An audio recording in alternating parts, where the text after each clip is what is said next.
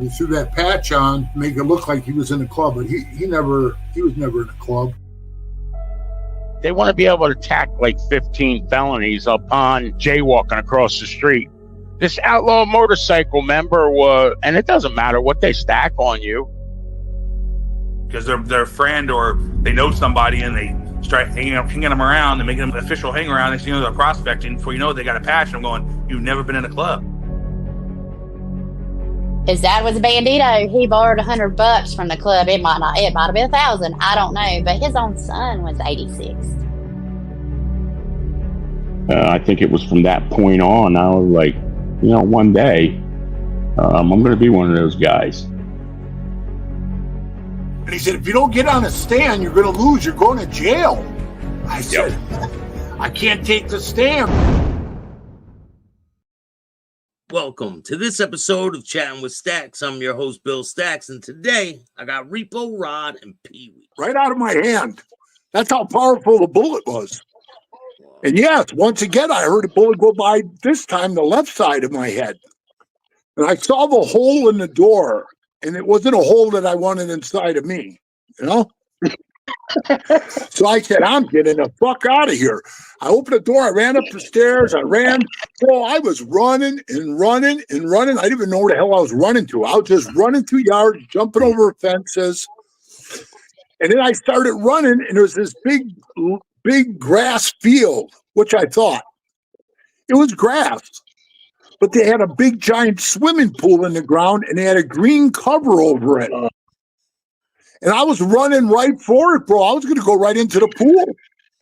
And all of a sudden this big great thing comes running out of the house to bite me. So the dog scared me away. The dog scared me away from the pool. I turned left to run the other way, and the dog ran into the pool and went underneath the tarp, So I run, I jump over the fence, and then I run down, I run. Bro, I'm telling you, this is like almost like a fairy tale story that was so unreal. I run to this green fence, and it had about a 2-foot gap under the fence. So I laid on the ground, I rolled, I made it under. I'm running. I looked down because in the grass I could feel cement, like rocks. I looked down on the ground, and you know what they were? They were grave stones. They were all in the ground. They were all in the ground. I was running through a cemetery.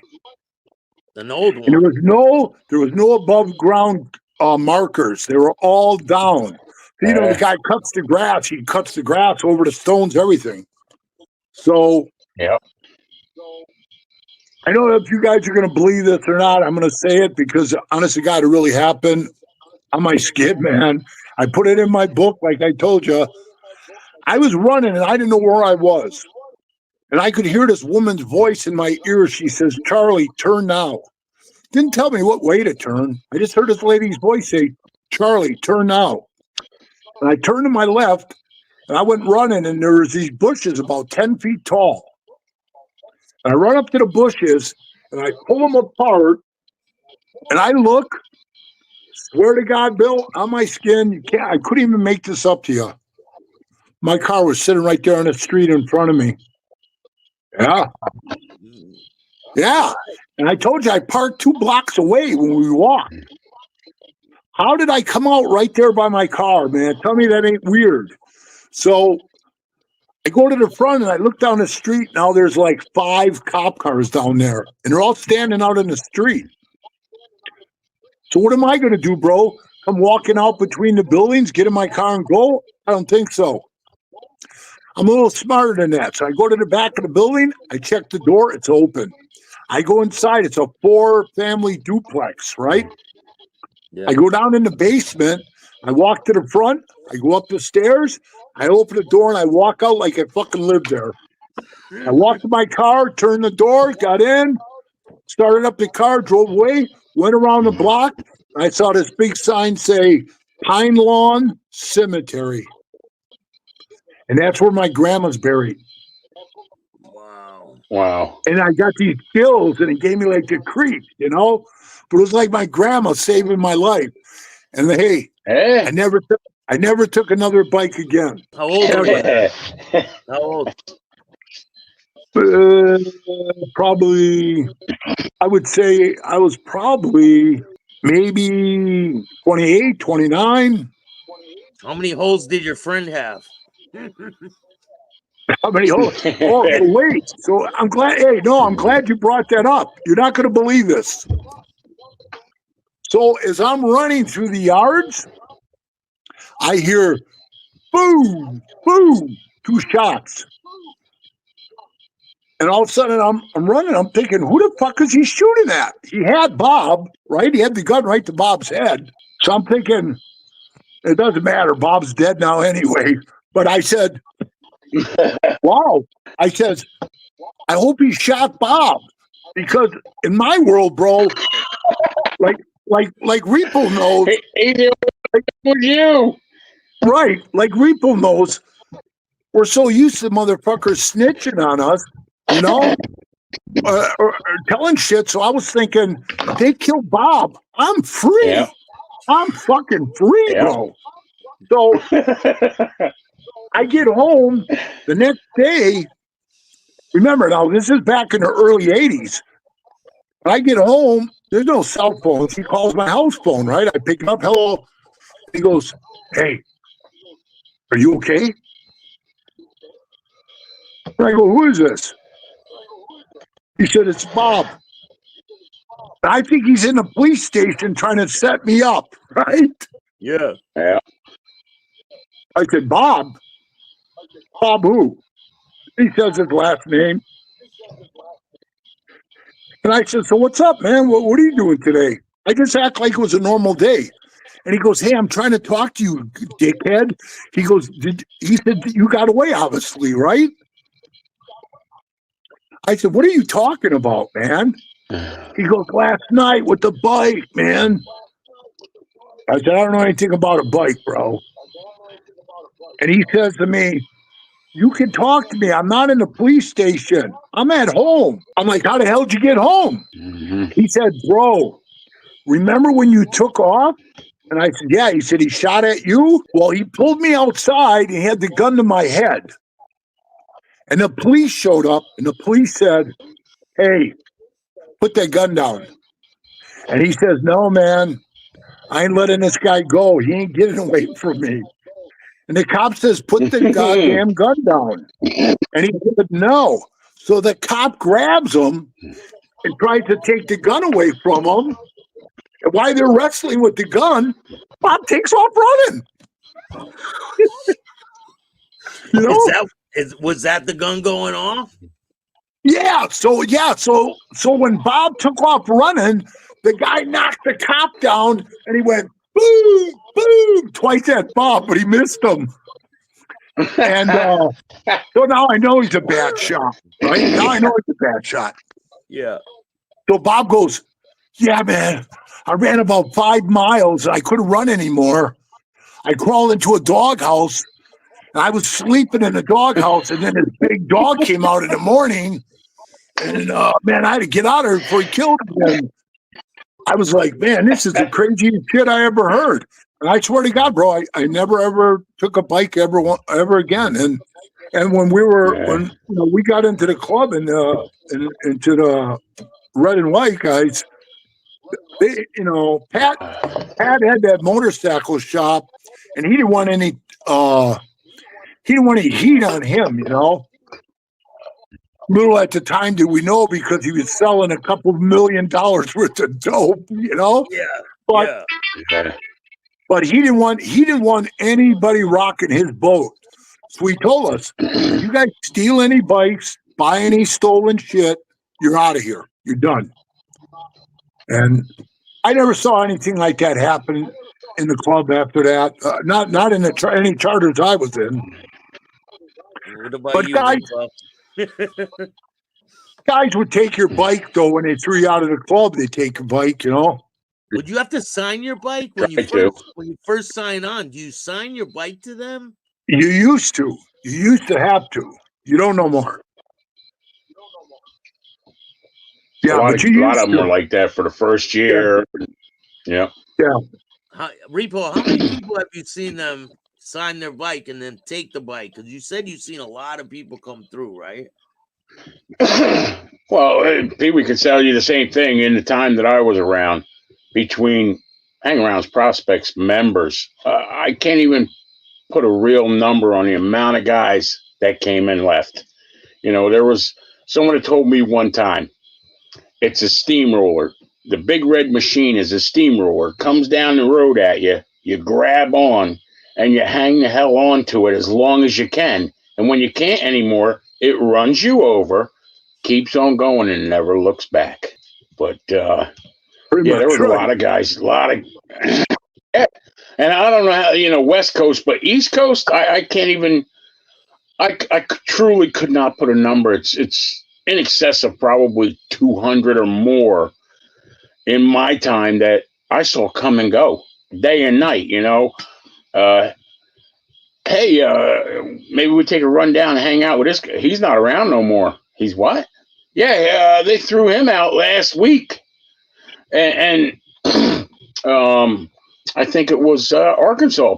They went down there and they were trying to kick it up in around Little Rock or something at one time. Yeah. And boy, that went south on them. You know, they didn't. You know, they had some problems down there, and I gotta say, I thought they were handling it. What I knew of it, because I was tight with some of the, you know, the Illinois nomads and stuff, and I thought they were doing a pretty good job getting it up and going. And boy, overnight it was like, oh, you didn't hear? Didn't hear what? Oh, they went down there and they shut it down. They took everything, and wow, really? And at that time, I had a place down in Kentucky. I was like, really? We went over and got all the furniture out of the clubhouse they were starting down there. It was all black leather furniture. I'm like, that's some nice looking stuff. We might as well take it, put it in the fucking apartment here in Kentucky. They wasn't doing nothing with it no more. That's like what happened to Philadelphia, right? Yeah. Repo knows. I got a brother from Michigan that was in the club with me and Rod. His name is Jay. He's right outside. He's here visiting me. I said, you want to be on the Tell podcast? him I said come inside. He goes, I don't want to do it. Yell out to him, tell him, get the hell in here next to you. Goes, I feel a certain way. Tell him don't be scared. I feel a certain way now. He won't come on and at least say hello to me. Is he going to be at our next run, PeeWee? If he is, tell him I feel a certain way tonight. Yeah, he might want to come inside tonight.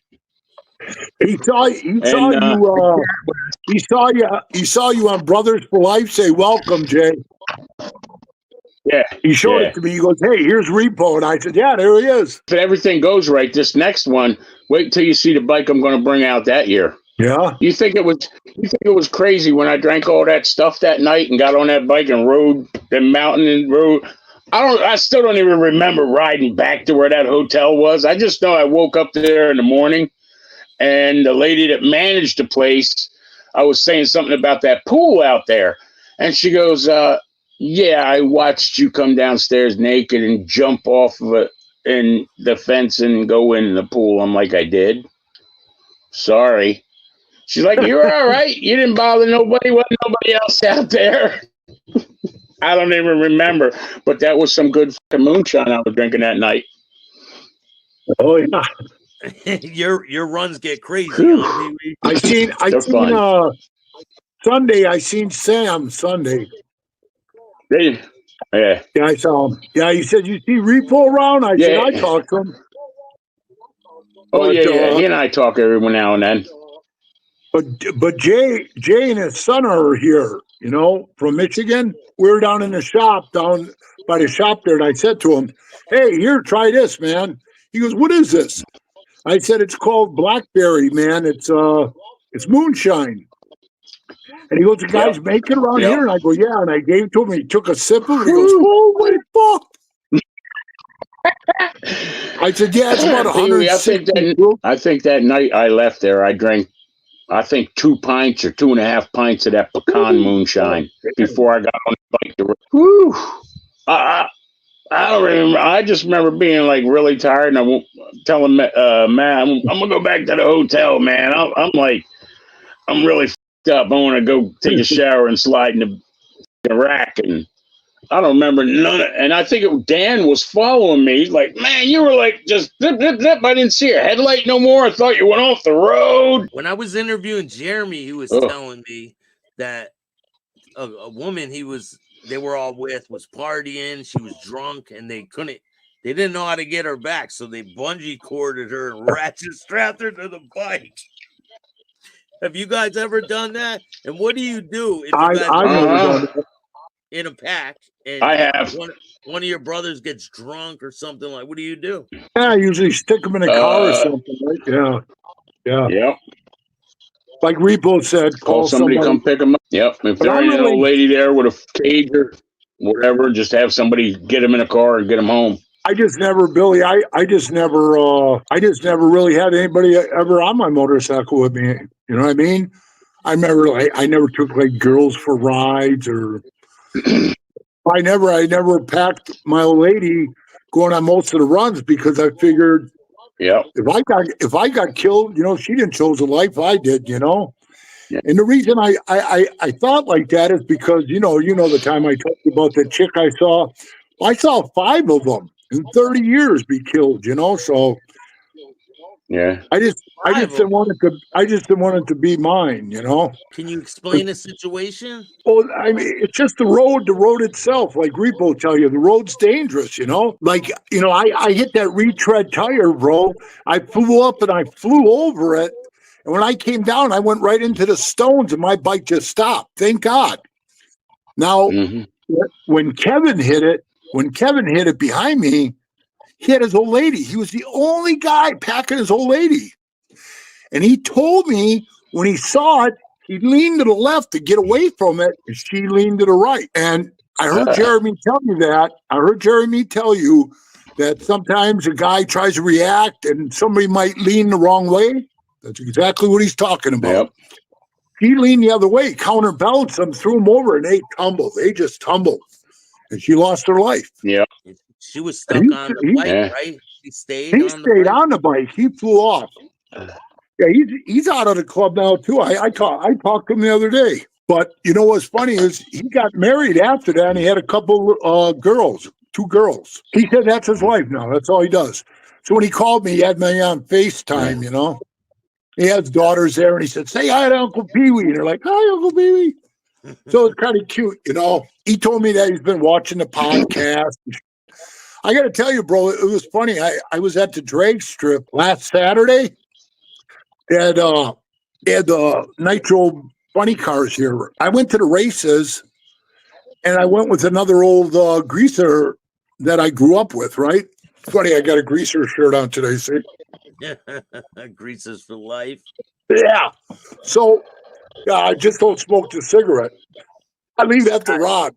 I do. So, you too. I'm smoking, man. I'm smoking, man. It's recreationally legal in this area down here, and I'll have to blur that part out. With that being said, I mean, I saw that. I saw her get killed.